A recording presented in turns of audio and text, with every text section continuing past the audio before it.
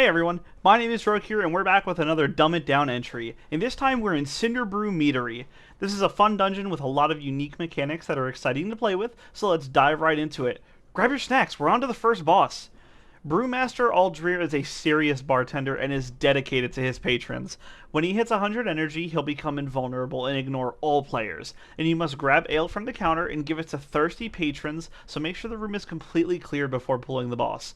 Once the patrons are fed, you can fight the boss again. He will throw Cinderbrew at players, inflicting ticking fire damage and forming honey puddles on the floor that deal damage if you step on them. He'll also do a frontal cone called Blazing Belch, so just make sure that you dodge that to avoid a heavy hit.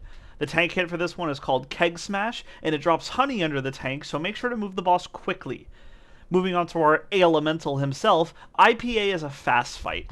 He'll use Spouting Stout to expel meat in all directions, dealing fire damage to players, and droplets will deal additional damage and occasionally form brew drops. If a brew drop reaches IPA, he will gain a shield equal to 20% of his health and deal high fire damage to the entire party, so prioritize the adds. He'll also use a Bottom's Uppercut on the tank for an extremely hard hit and knocking them back. Players will also occasionally get inflicted with Burning Fermentation, which healers just need to heal through the ticking damage. Besides that though, go kick his ale. Bank Buzzbee is the Bmaster himself, and when the fight starts and intermittently throughout, he will spawn honey barrels. Colliding with these barrels at any point will inflict heavy damage to players within 3 yards of the impact, and it will attract any adds towards it at the time. Once killing the ravenous Cinderbee adds that you can spawn, ride them, and use their special abilities to charge them forward into the barrels to clear some space on the floor. Bank can use his Fluttering Wing ability to push players back and deal ticking nature damage, and he will coat the tank in Honey Marinade frequently for ticking fire damage and drop flaming honey on the ground. Stay out of the stuff on the floor and you'll be able to easily smack this one.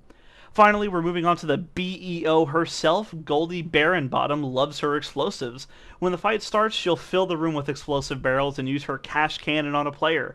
This player should point away from the group and any barrels to prevent them from exploding, as it will cause lava waves to shoot out of the barrels and cause heavy damage if a player comes into contact with them.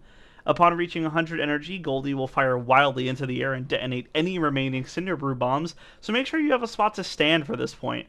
She also shoots burning ricochets off of players, and if a player is standing within 5 yards of a barrel, it will hit the barrel and explode, dealing heavy damage to players.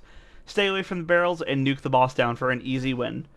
And that's Cinderbrew Meadery. This is definitely one of the more fun dungeons in the expansions, and it'll be interesting to see how much the interactive mechanics like the bee riding and delivering ale will factor into high endgame content. As always, if you want a Mythic or Mythic Plus version of this guide now or in the future, drop a comment down below. And until then, I'll catch you later. See ya!